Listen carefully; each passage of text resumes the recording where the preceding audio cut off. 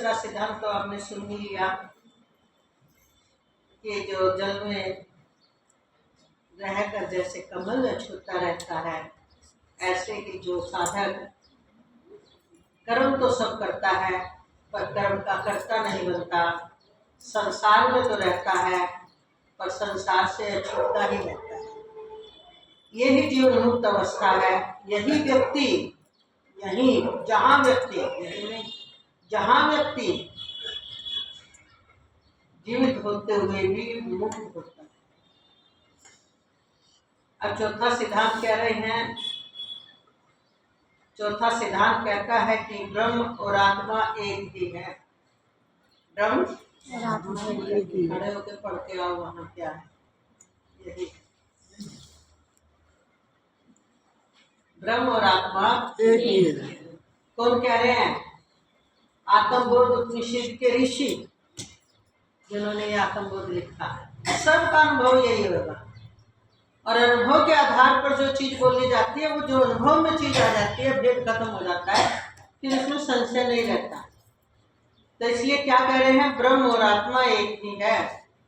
जिस मैं को तुम समझते हो वही सर्वव्यापी ब्रह्म का प्रतिबिंब।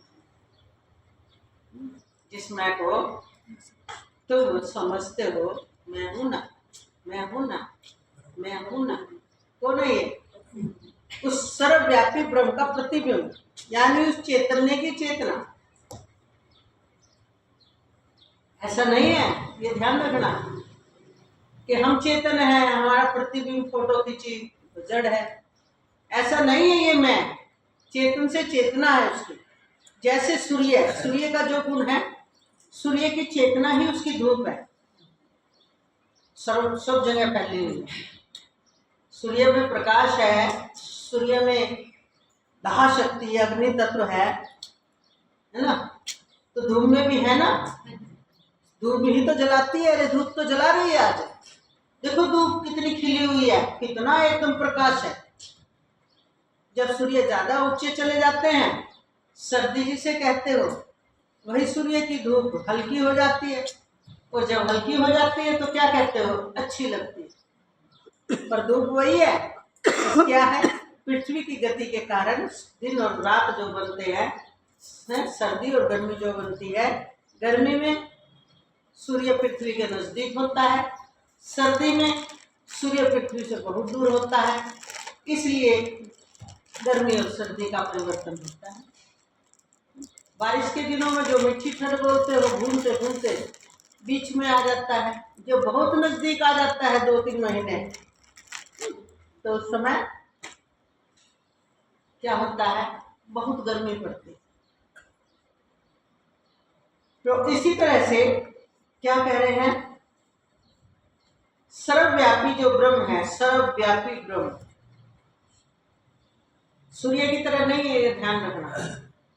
सूर्य तो एक गोला है, पर छोटा नहीं है, बहुत लंबाई चौड़ाई है सूर्य की भी। 15 लाख योजन पृथ्वी से ऊपर है लगभग, और बहुत लंबा चौड़ा आकार है, पर बृहस्पति ग्रह से छोटा है। तो सूर्य की लंबाई चौड़ाई कम नहीं है, पर पूरे विश्व को प्रकाशित कर रहा है, पर पूरे विश्व को एक ही बार में नहीं कर रहा। अब हम तो बोल देते हैं सूर्यास्त हो गया, अपने घर गया, फिर सुबह सूर्य देव आएंगे अपने घर से। सूर्य का कोई घर नहीं है। सूर्य का तो यही घर है कि वो हमेशा 24 घंटे रहते हैं पृथ्वी के घूमने से। कोई पृथ्वी है, भारत की भी पृथ्वी नहीं है। पृथ्वी एक पूरे विश्व के एक पृथ्वी, एक ब्रह्मांड की एक पृथ्वी।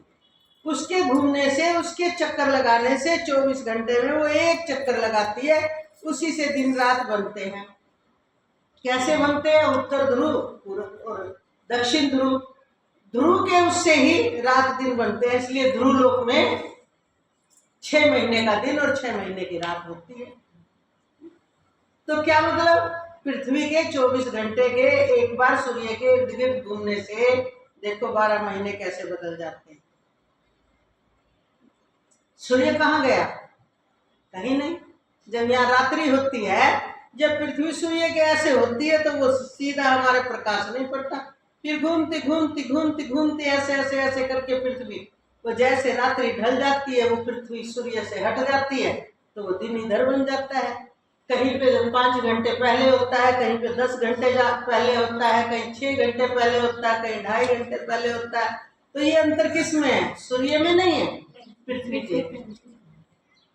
ये ज्ञान हो गया ना, पहले नहीं था तो यही सोचते थे ना, सूर्य छिप गया, सूर्य अपने घर गया, उनकी पत्नी संज्ञा है, अरे फिर छाया है एक उनकी पत्नी है, और यमुना जी और यमराज और मनु संज्ञा से है। मनु सबसे बड़े हैं, उससे छोटे यमराज हैं, उससे छोटी यमुना जी बहन है। उनके ताप को संज्ञा जी सहन नहीं कर पाई तो वो अपनी छाया छोड़ गई। उस छाया के पुत्र शनि और बद्रा हुए। छाया के तो छाया ही जैसे होंगे, इसलिए शनि और बद्रा छाया ग्रह।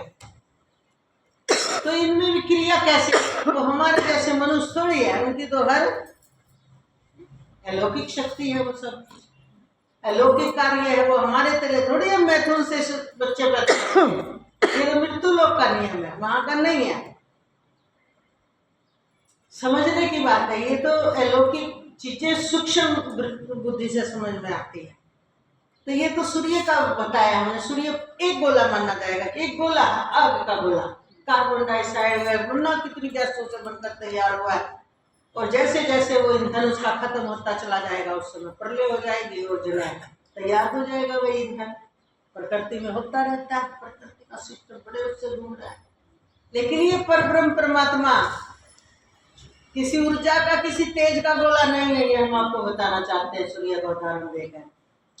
ये तो सर्वत्र व्यापक सदा रहने वाला अनादि अनंत है, ना कम होता ना ज्यादा होता। कितने ही इससे ऊर्जा इकट्ठी कर लो,